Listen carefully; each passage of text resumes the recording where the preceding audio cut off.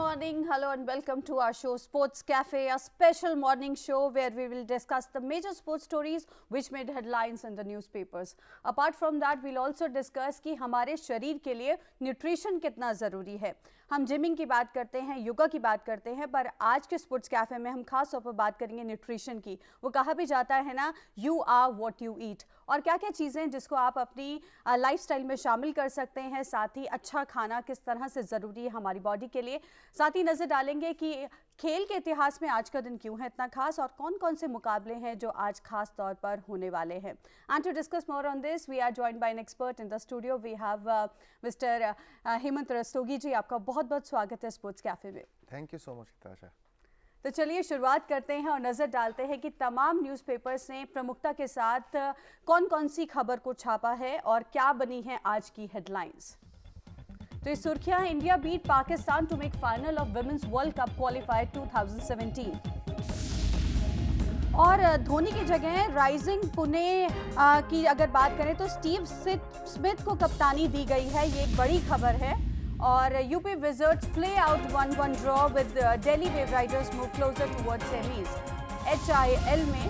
और Padmini and Harika in tie breaker again in world women's chess championship. तो tie breaker के मुकाबले और कौन कौन सी आज हम खबरें हैं और कौन कौन सी ऐसी चीज़ें हैं जिनको प्रमुखता के साथ तमाम अखबारों ने छापा है, आइए एक नज़र डालते हैं.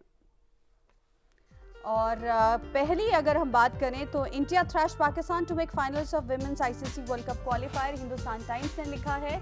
द इंडियन एक्सप्रेस भी लिखता है Mithali and co thrash Pak enter world cup qualifier final. और अगर दैनिक जागरण की बात करें, दैनिक जागरण ने खबर छापी है भारत ने पाक को धोया विश्व कप क्वालिफायर में. बहुत ही अच्छी जीत. वहीं अमर उजाला ने लिखा है एकता के पंच से पाक को ढेर कर महिला टीम फाइनल में. और दैनिक भास्कर लिखता है एकता के पंजे से भारत फाइनल में. हर बार एक ऐसी खिलाड़ी निकल कर आती है जो अपना कमाल दिखाती है और शायद इसी की बदौलत हम यहां तक का सफर तय कर पाए हैं और एक अच्छी उम्मीद. हिंदुस्तान ने लिखा है भारत को हराकर महिला टीम फाइनल में. पाक को हराकर महिला टीम फाइनल में. हेमंत जी, अगर हम इस पूरी उसकी बात करें लीग मैच में भी और इस तरह देखें, अजय रहते हुए एक भी मैच नहीं हारा, क्वालिफायर तक का सफर वो पहले ही तय हो गया था. लेकिन इस तरह की पोजीशन जब इंडियन टीम बनाती है तो ऐसा लगता है कि इस बार हम प्रमुख दावेदार हैं. क्या लगता है? देखिए, इस टूर्नामेंट में तो प्रमुख दावेदार थे ही, क्योंकि इतनी ज़्यादा मजबूत टीमें नहीं थी, क्योंकि ये क्वालिफायर भी है वैसे भी. और आप भारतीय महिला टीम में दिखाया भी है कि किस तरीके से उन्होंने अपने जो रैंकिंग है और अपने अनुभव का इस्तेमाल करते हुए उस पूरे टूर्नामेंट में अपराजेय रहे हैं. अभी कोई भी एक भी मैच नहीं हारे.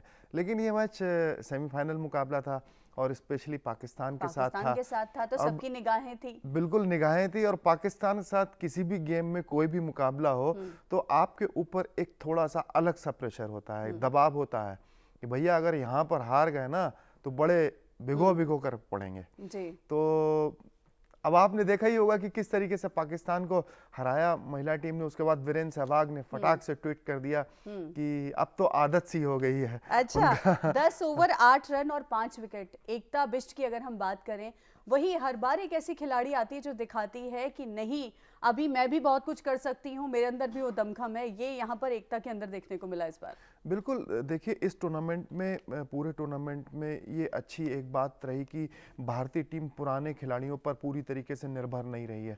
जैसे कि मिताली राज पर और हरमनप्रीत कौर पर अभी तक पूरी तरीके से डिपेंडेंसी देखी जाती थी. इस टूर्नामेंट में जैसे कि एकता बिष्ट ने बड़ी शानदार गेंदबाजी की, 5 विकेट चटकाए 8 रन देकर के. मतलब ये ड्रीम स्पेल था उनका. एक जो आंकड़े उनके सामने आए तो मतलब सपने में देखे जा सकते हैं. 8 रन पे 5 विकेट 10 ओवर. एकता बिष्ट ने यहाँ पे अच्छा किया. इससे पहले पूनम यादव ने बहुत बढ़िया किया था. पिछले मैच में बांग्लादेश के खिलाफ मिताली राज के साथ मोना ने बहुत अच्छी पार्टनरशिप निभाई थी। तो महिला क्रिकेट के लिए ये अच्छे संकेत हैं कि पुराने धुरंधरों के बीच नए खिलाड़ी अपनी जगह बना रहे हैं और इस तरीके का प्रदर्शन कर रहे हैं कि वो आगे आने वाले समय के लिए उनके लिए बहुत ही प्रेरणादायक रहेगा, उनके अंदर कॉन्फिडेंस लेकर के आएगा। और भारतीय क्रिकेट के लिए महिला स्पेशली महिला क्रिकेट के लिए बहुत अच्छे संकेत हैं कि नए नए खिलाड़ी प्रदर्शन कर रहे हैं। अब वर्ल्ड कप के लिए क्वालिफाई कर लिया, मुझे लगता है कि आसानी से जीतना चाहिए ये क्वालिफाइड टूर्नामेंट भारत को। बिल्कुल, 67 रन्स और सुपर 6 में जिस तरह से जगह बनाई, ये वाकई काबिल तारीफ थी। और बढ़ते हैं अगली हेडलाइन की और जो है क्रिकेट से ही जुड़ी हुई कि किस तरह से पुणे सुपर जायंट्स में एक तब्दीली आई, एक नजर डालते हैं। Double delight. अभी पहले हम बात करते हैं श्रेयस की। Iyer punishes Aussie bowlers with unbeaten 202 और द टाइम्स ऑफ इंडिया लिखता है Iyer's unbeaten double century highlights drawn affair. Shreyas Iyer का ये जो धमाल है, डबल सेंचुरी है, इसको तमाम अखबारों ने छापा है। हिंदुस्तान टाइम्स लिखता है Shreyas Iyer punishes Aussie spinners in drawn contest. बहुत ही इंटरेस्टिंग हेडलाइंस हैं। और द इंडियन एक्सप्रेस ने लिखा है taste of things to come. Shreyas की डबल सेंचुरी की हर तरफ तारीफ की जा रही है। फर्स्ट क्लास क्रिकेट की बात करें तो अच्छा ही एक पूरा रिकॉर्ड रहा है श्रेयस का। और दैनिक जागरण लिखता है ड्रॉ मैच में अय्यर ने जड़ा दोहरा शतक। और एक तरह से ऑस्ट्रेलियन बॉलर्स की हालत खराब की है, ये सभी ने लिखा है। हिंदुस्तान लिखता है श्रेयस ने दोहरे शतक से टेस्ट के लिए दावा ठोका। तो टेस्ट के लिए दावेदारी तक की बात आ रही है। और अमर उजाला ने लिखा है ड्रॉ मैच में श्रेयस का दोहरा शतक।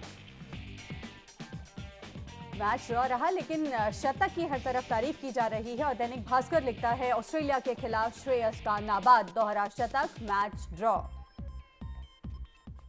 3-3, 6-6 रन अब तक बना चुके हैं अगर हम बात करें। और ये 9वीं सेंचुरी है उनकी। अगर हम डबल सेंचुरी की कल की बात करें, एक ऐसा खिलाड़ी जब उसमें संभावनाएं नजर आ रही है, सेलेक्टर्स का पूरा ध्यान जाएगा किस तरह से अब टीम ए का ये खिलाड़ी एक अच्छी क्रिकेट के लिए बिल्कुल दावेदार है। बिल्कुल, ये भी भारतीय क्रिकेट के लिए अच्छा संकेत है कि किस तरीके से नए युवा खिलाड़ी आकर के विजिटर्स टीमों के खिलाफ इतना अच्छा प्रदर्शन कर रहे हैं। श्रेयस अय्यर भी उसी कड़ी में है और एक ना एक दिन मुझे लगता है कि ये भी भारतीय टीम में जगह बनाएंगे। मुंबई के हैं और लगातार अच्छा प्रदर्शन कर रहे हैं। रणजी ट्रॉफी में भी इन्होंने अपनी टीम के लिए बहुत अच्छा किया। आईपीएल में भी लगातार बहुत अच्छा दिल्ली डेयरडेविल्स के लिए करते आ रहे हैं। आक्रामक बल्लेबाज हैं, सबसे बड़ी बात है, डरते नहीं हैं किसी भी गेंदबाज के खिलाफ। और कल इनके खिलाफ छीटाकशी भी की गई थी। मैथ्यू वेड ने इनको कुछ डिरेल करने की कोशिश की थी कि लगातार तोड़ करके खेल रहे थे। तो बोला था मैथ्यू वेड ने कि इस खिलाड़ी को तो डिफेंड करना ही नहीं आता है।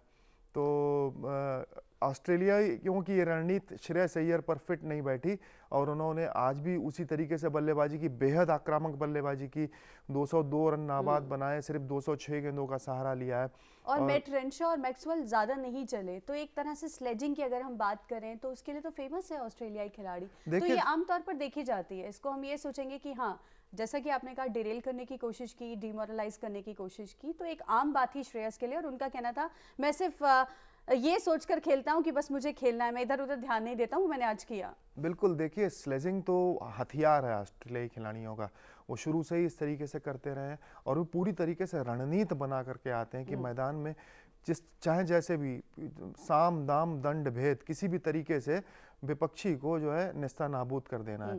तो ये हथियार रहता है, लेकिन मुझे नहीं लगता कि ये हथियार इस बार कोहली एंड कंपनी पर चलने वाला है ऑस्ट्रेलियाइयों का।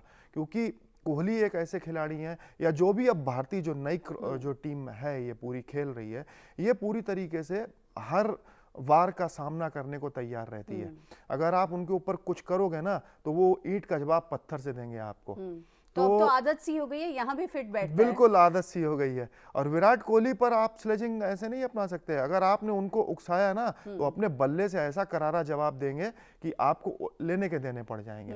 विराट कोहली ये करते दिखाते आए हैं पहले भी कि ऑस्ट्रेलिया में भी उन्होंने जिस तरीके से डेविड वार्नर ने उनके ऊपर छीटाकशी की थी और उसका जवाब अपने बल्ले से उन्होंने ऐसा दिया कि पूरी सीरीज में कंगारू टीम परेशान रही विराट कोहली से कि यार इस खिलाड़ी से कैसे छुटकारा पाया जाए।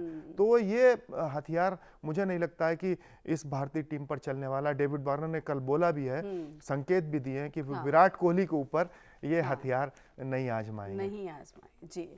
अब बढ़ते हैं अगली हेडलाइन की ओर, अगली खबर की ओर कि किस तरह से एमएस धोनी से कमान ले ली गई है और किसको दी गई, एक नजर डालते हैं। MS Dhoni removed as captain Steve Smith to take over from former Indian captain as Super Giants aim fresh approach in new IPL season. The Times of India ने लिखा है Captain Cool era ends at IPL Pune team replaces Dhoni. He makes way for a younger Steve Smith. और Hindustan Times लिखता है Now Dhoni eggs as Pune skipper.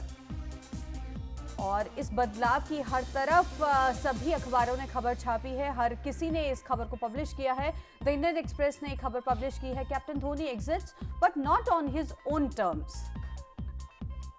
तो इसी को बड़ी खबर माना जा रहा है। अमर उजाला ने लिखा है धोनी पुणे की कप्तानी से हटाए गए, स्मिथ को कमान।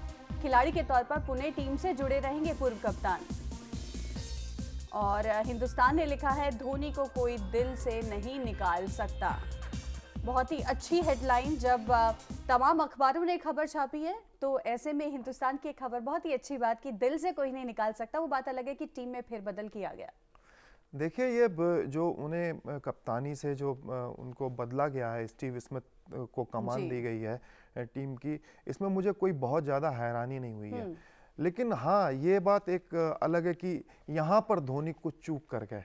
अभी तक वो अपने टर्म्स डिक्टेट करते आए हैं। उन्होंने दोनों क्रिकेट के जो संस्करण थे, टेस्ट क्रिकेट और वनडे क्रिकेट और T20 क्रिकेट, सभी की कप्तानी जब उन्होंने जब चाहा तब कप्तानी की और छोड़ी लंबे समय तक। जब उनको मुफीद लगा कि नहीं, अब आ गया है टाइम कि मुझे कप्तानी छोड़ देनी चाहिए, इससे पहले कि मेरे ऊपर सवालिया निशान लगे या उंगली उठे, यहाँ पर वो थोड़ा सा चूक गए। यहाँ पर वो कैलकुलेशन नहीं कर पाएंगे।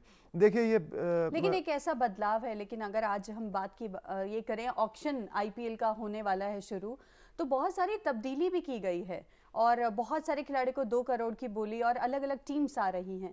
ऐसे में अगर कोई थोड़ा बहुत बदलाव चाहता है तो हम ये कहेंगे कि यहाँ पर धोनी साहब नाराज नहीं होंगे।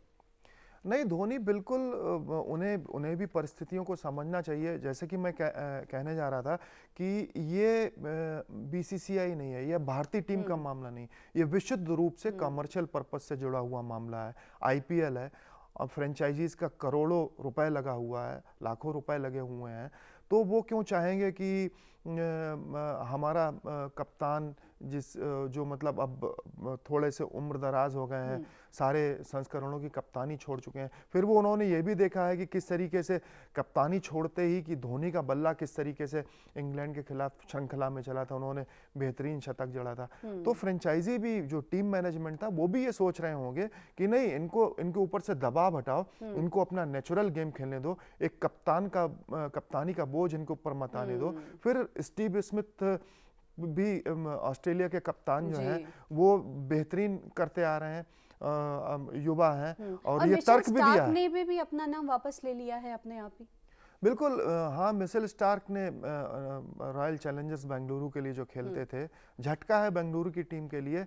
ये एक रणनीति भी हो सकती है क्योंकि मिशेल स्टार्क एक ऐसे गेंदबाज हैं, लेफ्ट हैंड गेंदबाज हैं, जो दुनिया में इस वक्त उनका तूती बोल रही है और उनकी काट अच्छे बल्लेबाजों के पास नहीं है। तो हो सकता है प्रिजर्व करके रखना चाहते हो, ज़्यादा उनको एक्सपोज नहीं करने देना चाहते हैं, क्योंकि बिग बैश भी खेल रहे हैं ऑस्ट्रेलिया के लिए, तीनों संस्करणों में भी खेल रहे हैं, फिर IPL भी खेलोगे आप इतनी गर्मी में आकर के। आगे आने वाला सीजन कठिन है, एशेज आने वाली है। तो हो सकता है ये टीम मैनेजमेंट की उनको बोला गया हो कि नहीं, तुम वहाँ IPL में मत खेलो, तो इस वजह से उन्होंने अपना नाम वापस ले लिया और आराम भी एक रेस्टिंग सीजन जिसे हम कहते हैं, वो भी एक मायने रखता है। अब बढ़ते हैं अगली स्टोरी की तरफ कि किस तरह से हॉकी इंडिया लीग में दिल्ली और यूपी के बीच मुकाबला रहा, ड्रॉ। स्टेलमेट ये लिखा है मेल टुडे ने। Player denies Delhi victory as they were held to a 1-1 draw against UP। और द टाइम्स ऑफ इंडिया ने लिखा है UP Wizards hold Delhi wave Riders. और दो पॉइंट्स रहे हैं इस ड्रॉ के साथ, लेकिन पॉइंट टेबल में कोई बदलाव नहीं हुआ है। हिंदुस्तान टाइम्स ने लिखा है wave Riders Wizards play out 1-1 draw. और एक तरह से काफी रोमांचक मुकाबला था। द इंडियन एक्सप्रेस ने लिखा है hockey India league, Delhi UP remain in semis race after 1-1 draw. और दैनिक जागरण लिखता है यूपी और दिल्ली ने खेला ड्रॉ। गोलकीपर पीआर श्रीजेश के शानदार प्रदर्शन के दम पर उत्तर प्रदेश ने विजर्ड्स ने HIL में जिस तरह से ये अच्छी एक तरह से गोल दर्ज किया है उसको लेकर भी खबरें छापी गई है। हिंदुस्तान लिखता है हॉकी लीग, दिल्ली ने यूपी से मुकाबला ड्रॉ खेला। अमर उजाला लिखता है उत्तर प्रदेश विजर्ड्स ने दिल्ली को ड्रॉ पर रोका। HIL 5 में दोनों ही टीमों ने ड्रॉ खेला और एक तरह से कोई रोमांचक की स्थिति ये कहलाती है कि लास्ट मोमेंट पर जब कोई पेनल्टी कॉर्नर को तब्दील कर दे और इस तरह से खेले तो रोमांचक होता है। दिल्ली के लिए भी यूपी के लिए भी अच्छा मुकाबला, बेहद अच्छा मुकाबला था। दिल्ली के लिए बहुत अच्छा मौका था सेमीफाइनल में पहुंचने के लिए। आप अपने घर में खेल रहे हो और ऐसी टीम के साथ खेल रहे हो कि वो भी सेमीफाइनल की होड़ में लगी हुई है। इन दोनों इस मुकाबले में से कोई भी टीम अगर जीती तो अपनी सेमीफाइनल में जगह पक्की कर लेती। लेकिन दुर्भाग्य ये रहा कि दिल्ली इस मौके को नहीं भुना पाई और ना ही यूपी विजर्ड्स की टीम उतना कोई कमाल कर पाई कि दिल्ली को उनके घर में हरा पाती। 1-1 से मुकाबला बराबरी पर छूटा। मैं फिर वही कहूँगा कि अभी तक जैसा कि मैं कहता आया हूँ कि इस टूर्नामेंट में बड़े खिलाड़ियों ने बड़ा निराश किया है। कई बड़े नाम अच्छा नहीं कर पा रहे हैं। अब जैसे यूपी विजर्ड्स में फिर गोंजालो पिलेट नहीं चल पाए और हालांकि श्रीजेश ने बखूबी अपने काम को अंजाम दिया और गोल बचाए कई एक, वरना दिल्ली सिंह ने भी अच्छा किया। ओवरऑल एक बैलेंस सा हम कहेंगे कि एक आगे बढ़ रहा है तो हम तुम्हें रोक देते हैं, तो ये देखने को मिला यहाँ पर। अब बढ़ते हैं अगली हेडलाइन की ओर और देखते हैं कि किस तरह से चेस में खास तौर पर हरिका और अगर बात करें पद्मिनी की तो उन्होंने टाई ब्रेकर तक ही मुकाबला खींचा है। आइए एक नजर डालते हैं। मेल टुडे लिखता है Harika and Padmini in tie breaker again. और द टाइम्स ऑफ इंडिया ने लिखा है Harika Padmini in tie breaker again. 4th seeded grand master Harika और हिंदुस्तान टाइम्स लिखता है Harika Padmini in tie breaker. लगभग तमाम अखबारों ने यह खबर छापी है almost with the same headlines. और दैनिक जागरण लिखता है पद्मिनी फिर टाई ब्रेकर में। 4वीं वरीयता प्राप्त ग्रैंड मास्टर हरिका दोनावले और पद्मिनी राउत विश्व महिला शतरंज प्रतियोगिता के तीसरे दौर के अंतिम दिन टाई ब्रेकर में पहुंचे। और हिंदुस्तान लिखता है विश्व शतरंज हरिका पद्मिनी फिर टाई ब्रेकर में। तो हर कोई चाहता है कि अंतिम दिन के लिए जो जगह बनाई है वो विजय रथ आगे भी इनका जारी रहे। अगर हम हरिका की बात करें, ग्रैंड मास्टर के तौर पर जानी जाती हैं। पहले बांग्लादेश की खिलाड़ी के साथ उन्होंने ड्रॉ खेला। जैसे जैसे कारवां बढ़ता जा रहा है बहुत ज़्यादा प्रेशर है दोनों के ऊपर, पद्मिनी पर भी हरिका पर भी। देखिए प्रेशर तो रहेगा ही, वर्ल्ड चैंपियनशिप है, इतना बड़ा मुकाबला है, सारी निगाहें आपके ऊपर लगी हुई हैं, आप अच्छा प्रदर्शन भी लगातार करते आ रहे हो तो दबाव तो रहता ही है चाहे कोई भी खेल हो और इतने बड़े मुकाबले में तो खास तौर पर। हरिका से बहुत ज़्यादा उम्मीदें लगाई जा रही हैं और मैं आपको बताऊं कि उन्होंने गुरमाशविली को जो जॉर्जियाई प्लेयर हैं उनको हरा दिया है टाई ब्रेकर में, हरा करके वो क्वार्टर फाइनल में प्रवेश कर चुकी हैं। ये टाई ब्रेकर तक। लेकिन सफ़ेद मोहरों से कुछ ज़्यादा कमाल नहीं दिखा पाई जैसा कि वो कह रही थी। हाँ, नहीं कमाल दिखा पाई, इसीलिए टाई ब्रेकर में मुकाबला गया। आपको 2 क्लासिकल फॉर्मेट के गेम मिलते हैं, दोनों ही वो ब्लैक पीसेस से भी उन्होंने ड्रॉ खेला और वाइट पीसेस से भी ड्रॉ खेला। हालांकि ब्लैक पीसेस से खेलते हुए गुरमाशविली के खिलाफ बहुत अच्छी पोजीशन में थी, लेकिन सारी कसर उन्होंने पूरी कर दी। टाई ब्रेकर में उनको हरा करके पद्मिनी राउत को हार का सामना करना पड़ा है, बाहर हो गई हैं। लेकिन ठीक है, अच्छा रहा उनके लिए, बहुत अच्छा टूर्नामेंट था। उन्होंने वर्ल्ड जूनियर चैंपियन को, चाइनीज लड़की को हराया था पिछले दौर में। अभी इसी तो दोनों का ये जो मुकाबला था हेमंत जी, एक चीज जो थी कि क्लासिकल टाइम कंट्रोल में था, तो दोनों ने ड्रॉ खेला। पद्मिनी को भी काफी मशक्कत करनी पड़ी यहाँ तक पहुँचने के लिए। तो कहीं ना कहीं हमें ऐसा लगता है इस प्लेटफॉर्म पर पहुंचकर बहुत एक अच्छी रणनीति अपनानी पड़ती है। देखिए, रणनीति का ही खेल है शतरंज।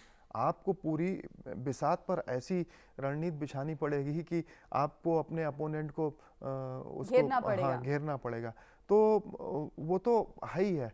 अब मुझे ये लगता था कि हारिका आसानी से जीत जाएंगी इस टूर्नामेंट में, लेकिन उनका कारवां जो बढ़ता है, अभी बढ़ा है, वो उतनी आसानी से नहीं जीत पा रही हैं। लेकिन क्वार्टर फाइनल में पहुंची है, ये बहुत बड़ी बात है। वर्ल्ड चैंपियनशिप है और आप वर्ल्ड चैंपियनशिप के क्वार्टर फाइनल को बिल्कुल भी हल्के में नहीं ले सकते हो।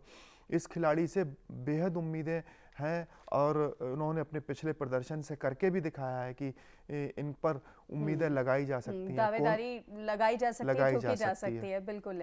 बढ़ते हैं अगली खबर की ओर, जो है टेबल टेनिस से जुड़ी हुई, कि किस तरह से 13 साल के एक खिलाड़ी ने शरद कमल को मात दी। एक नजर डालते हैं किस तरह से बाकी न्यूज़पेपर्स ने इसे छापा है।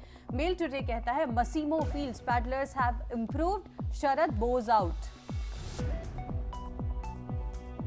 Hindustan Times लिखता है Harimoto's rise lies a lesson for India's TT players. A large number of children play and those who are good get specialized training. तो ये उन्हीं में से एक बच्चा था जो 13 साल का बच्चा था जिन्होंने शरद कमल 34 साल के जाने माने भारतीय टेबल टेनिस के खिलाड़ी को मात दी। चलिए अब एक नज़र डालते हैं कि न्यूट्रिशन जो है वो हमारी बॉडी के लिए कितना ज़रूरी है। हम योगा की बात करते हैं, जिमिंग की बात करते हैं, लेकिन ओवरऑल बैलेंस डाइट क्या होनी चाहिए, एक नज़र डालते हैं। हमारी न्यूट्रिशन एक्सपर्ट क्या राय देती हैं, देखते हैं। डॉक्टर नेहा, आपका स्वागत है हमारे शो में। Thank you Poonam. Doctor Neha, जो जिमिंग करते हैं लोग, उनको कई बार इंजरीज हो जाती हैं, तो क्या कोई फूड ग्रुप है जिससे हम उन इंजरीज को जल्द से जल्द ठीक कर सकें? हाँ, फूड ग्रुप एज सच तो नहीं, पर कुछ फूड्स होते हैं जिनको हम बोलते हैं कि आप ड्यूरिंग एनी मसल रप्चर, आप रिकवरी फेज़ में आप लेंगे तो वो आपको धीरे जल्दी हीलअप करेगा। तो उसमें तो सबसे पहले जो हम बोलते हैं कि कोई भी विटामिन सी रिच फूड्स हों, ताकि आपकी बॉडी की जो उस टाइम पे इम्यूनिटी है वो पूरी बढ़े। तो उसमें हम जैसे आंवला हो गए, जूसेस हो गए, ऑरेंज जूसेस हो गए, आप अगर वो लेते हैं तो वो उससे काफ़ी हेल्प होता है। एंड सेकेंडली अगेन हमें उस टाइम पे भी ना हाई प्रोटीन्स चाहिए होते हैं, क्योंकि हमारे मसल टिश्यू रप्चर हुए होते हैं, तो हमें उनको फॉर्मेशन के लिए हमें हाई प्रोटीन्स चाहिए होते हैं। तो अगर आप जैसे उस टाइम पे दूध लें, है ना, दूध के प्रोडक्ट्स लें, पनीर लें, दही लें, दूध लें, और आप जैसे एग वाइट्स लें, तो ये काफ़ी चीज़ें हीलअप करती हैं। जैसे नॉर्मली रूटीन में काफ़ी लोग आते हैं और वो हमसे पूछते हैं जैसे कि चिकन सूप हो गया, खरोड़े का सूप हो गया, और अगर हम ये लें तो हेल्प करता है। Soups as such are a good form of nutrition, but जैसे चिकन हो गया वो, और या खरोड़े का सूप हो गया, वो इसीलिए है कि आप उसको बॉईल करके आप उसके जूसेस एक्सट्रैक्ट कर रहे हैं। तो जब आप वो एक्सट्रैक्ट कर रहे होते हैं तो आपको वो डेफिनेटली हेल्प करता है। तो इन शॉर्ट वो यही है कि आप पूरा कह लीजिए meat group will help you. तो आप अगर स्प्राउट्स हैं या चिकन है या फिश है, उसको आप जैसे स्टीम्ड फिश लीजिए, या आप लेमन चिकन लीजिए, वो फ्राइड नहीं, तला हुआ नहीं, और बॉइल्ड है, स्टीम्ड है, कुकड है, या सैलड्स, चिकन सैलड्स के फॉर्म में लीजिए, तो वो बहुत हेल्प करते हैं। और वेजिटेरियंस के लिए क्या ऑप्शन? वेजिटेरियंस के लिए भी हम यही बोलते हैं, जैसे आप पनीर सैलड्स हो गए, आप टोफू सैलड्स हो गए आपके, और आपने जैसे पनीर के ही आइटम में पनीर की स्टफ़ रोटीज़ खा ली आपने, तो वो आपने ले लिया, तो वो हेल्प करता है। या जैसे दूध एंड हल्दी का कॉम्बिनेशन शुरुआत से चलता आ रहा है कि आप कोई भी चोट लगी है तो दूध हल्दी लीजिए। हाँ जी, तो वो इसीलिए हेल्प करता है क्योंकि हल्दी की अपनी एंटीसेप्टिक प्रॉपर्टीज़ हैं, वो आपको हेल्प करता है। And milk is a source of calcium जो उस टाइम पे चाहिए हमें, और प्रोटीन का भी सोर्स है। तो ideal science logic is that we need calcium and protein at that point of time. तो आप मिल्क प्रोडक्ट्स लीजिए, मीट ग्रुप्स पूरा लीजिए, और पल्सेस लीजिए, और आप अपना शुगर का अमाउंट भी एक कैलकुलेटेड फॉर्म में ज़रूर रखिए। सूप्स हैं, जूसेस हैं, आंवला है, वो बहुत हेल्प करता है इस टाइम पे। ये तो हमने बात करी इंजरीज में हमें क्या क्या खाना चाहिए, लेकिन एक फैट को लेके एक बहुत ही क्या कहते हैं भ्रांति हमारे माइंड में है कि फैट हमें अवॉइड करना चाहिए, but fat is also a very important part of our diet. तो क्या नेचुरल तरीके से हम फैट लें, वो आप हमें थोड़ा बताएं। बिल्कुल, फैट देखा जाए तो हम लोग 3 सोर्सेज से ही खाना बना सकते हैं, proteins, carbs and fats. Proteins, carbohydrates and fats. So fats में भी बहुत अलग अलग टाइप के फैटी एसिड्स होते हैं जिससे वो फैट्स बिल्डअप होते हैं। तो हमें normally essential and non essential दोनों फैटी एसिड्स चाहिए होते हैं। तो अगर हम बात करें कि हमें अपनी डाइट से फैट्स बिल्कुल रिमूव करने हैं और बॉइल्ड फूड लेना है, तो वो आपको स्लोली एंड स्लोली बॉडी में डेफिशिएंसीज क्रिएट करेगा। सबसे इम्पॉर्टेंट प्रॉब्लम जो लोग फेस करते हैं वो है कॉन्स्टिपेशन की उस टाइम पे, क्योंकि बॉडी में लुब्रिकेशन कम हो जाती है। डॉक्टर नेहा, ये तो हमने बात करी इंजरीज पे हम क्या क्या ले सकते हैं, लेकिन अगर हम बात करें फैट की, तो फैट हमारे मन में एक ऐसी भ्रांति आ गई है कि फैट एकदम ही अवॉइड करना है, जो कि बिल्कुल ठीक नहीं है, because fat is also a very important part of our diet. तो अब फैट पे जो ये कॉन्सेप्ट बन गया है, हमारा गलत धारणा आ गई है, उसको आप क्लियर कीजिए। बिल्कुल, फैट काफ़ी इम्पॉर्टेंट है डाइट में, क्योंकि डाइट बनती ही 3 चीज़ों से है। आपका जो प्रोटीन्स हैं, कार्बोहाइड्रेट्स हैं और फैट्स हैं। तो हमें डेली की डाइट में फैट्स एक अच्छे अमाउंट में चाहिए ही होता है, जिसको हम हर एक के आइडियल बॉडी वेट से भी जज करते हैं। Approximately we say that there is 15% of energy coming from fat, वो आनी ही चाहिए। फैट्स एक अलग अलग डिफरेंट सोर्सेज से आते हैं। हमें फैट्स जो हैं वो बेसिकली फैटी एसिड से बनते हैं, तो हमारी डाइट में हमें एसेंशियल एंड नॉन एसेंशियल दोनों फैट्स चाहिए होते हैं। तो हम हमेशा ये बोलते हैं कि आपने फैट्स लेने हैं, अगर आप खाली बॉइल्ड फूड लेंगे या आप बिल्कुल फैट अपनी डाइट से गायब कर देंगे, तो आपको धीरे धीरे ड्यू कोर्स ऑफ टाइम काफ़ी प्रॉब्लम्स आ सकती हैं। तो हमें एक ले लीजिए कि पूरे दिन में 20 से 25 ग्राम फैट, किसी को 20 किसी को 25, depending upon weight and body mass index and height and everything, हमारा वो जो हम बोलते हैं वो ज़रूरी है। तो इसीलिए हम ये कहते हैं कि हमें फ़ैट आप अलग अलग चीज़ों से अपनी डाइट में लेके आइए। जैसे अगर हम बात करें तो हमें मस्टर्ड ऑयल भी ज़रूरी है, हमें रिफाइंड ऑयल्स भी ज़रूरी हैं, और हमें कुछ अमाउंट ऑफ बटर या घी भी ज़रूरी है डाइट में। तो नॉर्मली जनरली लोग पूछते हैं कि कौन सा ऑयल यूज़ करना चाहिए। आजकल सभी ऑलिव ऑयल की कुकिंग में लगे हैं, तो आप सारी चीज़ें ऑलिव ऑयल में नहीं कर सकते, और ऑलिव ऑयल भी काफ़ी हद तक ना कुकिंग में आप डिस्ट्रॉय हो जाता है। तो वो रॉ सैलेड्स हैं या आपकी कुकिंग विदाउट डीप फ्राइंग में ऑलिव ऑयल यूज़ होता है। तो मैं हमेशा लोगों को ये गाइड करती हूँ कि आप सूखी सब्जियाँ जैसे हैं वो आप सरसों के तेल में या मस्टर्ड ऑयल में बनाइए, और जो ग्रेवी वाली आइटम्स हैं या दाल के तड़का वगैरह जो आपने लगाना है वो आप रिफाइंड ऑयल्स में लीजिए। और घी भी यूज कर सकते हैं? घी आप लेंगे, पर अगर हम बात करें हमारी रोज़ की उसमें, तो हमारे डाइट में ना हर चीज़ में फ़ैट होता है। तो अगर आप वेट लॉस की तरफ जा रहे हैं तो हमें घी बहुत कैलकुलेटेड अमाउंट में लेना है, क्योंकि अगर आप नट्स ले रहे हैं तो उसमें फ़ैट्स हैं, आप अगर बिस्किट्स ले रहे हैं तो उसमें फ़ैट्स हैं। तो हम वो सारी चीज़ें कैलकुलेट की जाती हैं। तो हम यही बोलते हैं कि आप अगर जैसे परांठे की बजाय रोटीज़ लीजिए विदाउट घी, और ऊपर से थोड़ा सा बटर ले लीजिए। अब आजकल तो we have Nutralite butter which is like low oil low calorie butter, तो वो लेना ज़्यादा हेल्पफुल है। सो हमें हमेशा राइट कॉम्बिनेशन ऑफ ऑयल चाहिए होता है, क्योंकि प्यूफा और म्यूफा जो हम बात करते हैं उनकी कॉम्बिनेशन बिल्कुल सही आता है। आज के लिए बस इतना ही, अगले एपिसोड में फिर मुलाकात होगी। तब तक के लिए याद रखें, हेल्दी लिविंग वेल्दी लिविंग। तो हेल्दी लिविंग वेल्दी लिविंग, जैसा कि पूनम सिंह ने कहा, और इंजरीज़ के दौरान हल्दी वाला दूध, विटामिन सी जो हमारी बॉडी के लिए बहुत ज़रूरी है, और adequate amount of fat is really essential for our diet, for our good body. ये आज हमें जानने का मौका मिला। अब अगर हम बात करें एक पूरा बुलेटिन ऐसा जहां हम पहले खबरों की बात करते हैं, फिर उसके बाद शरीर की बात करते हैं, तो वाकई बहुत अच्छा लगता है। क्यों हेमंत जी? बहुत अच्छा लगता है। अब देखिए कितनी बढ़िया जानकारी मिली। हम लोग लगे रहते हैं कि फैट नहीं लेना, फैट नहीं लेना। अब नेहा जी ने किस तरीके से बताया कि फैट भी हमारे लिए कितना इम्पोर्टेंट है। तो बढ़िया, बहुत अच्छी जानकारी मिली हमारे दर्शकों को। और आपको भी धन्यवाद देना चाहेंगे तमाम हम खबरों पर चर्चा के लिए, यहाँ स्टूडियो में आने के लिए। बहुत बहुत धन्यवाद गिताशा। और अगर आप कोई हमें सजेशंस देना चाहते हैं तो सोशल मीडिया प्लेटफॉर्म के ज़रिए आप हमें बता सकते हैं। लेकिन पहले हम एक नज़र डालेंगे कि आज का दिन खेल के इतिहास में क्यों है इतना खास। अगर बात करें 1976 की, तो 1976 को भारतीय क्रिकेटर रोहन गवास्कर का जन्म हुआ था, और इस बल्लेबाज ने 11 वनडे मैचों में 151 रन बनाए। हालांकि 117 प्रथम श्रेणी मैचों में इनका नाम 6,938 रन का जो दर्ज है वो रिकॉर्ड है। और आज कौन कौन से मुकाबले होने वाले हैं, एक नज़र डाल लेते हैं। सबसे पहले अगर हम बात करें आई लीग फुटबॉल टूर्नामेंट 2017 की, तो ईस्ट बंगाल और एंजल टीम के बीच मुकाबला होगा और हॉकी इंडिया लीग का 5वां संस्करण यूपी विजर्ड्स और पंजाब वॉरियर्स के बीच मुकाबला आज देखा जा सकता है। और सोशल मीडिया प्लेटफॉर्म पर आप हमें सजेशन दे सकते हैं। एक बार फिर से आपको बता दें, फेसबुक पर आप हमें फॉलो कर सकते हैं, फेसबुक @दूरदर्शन स्पोर्ट्स और Twitter @DD sports channel, YouTube @Doordarshan sports and on Insta @DD sports. So that's all we have for you in today's Sports Cafe. Till we see you tomorrow, it's goodbye from the entire Sports Cafe team. Namaskar.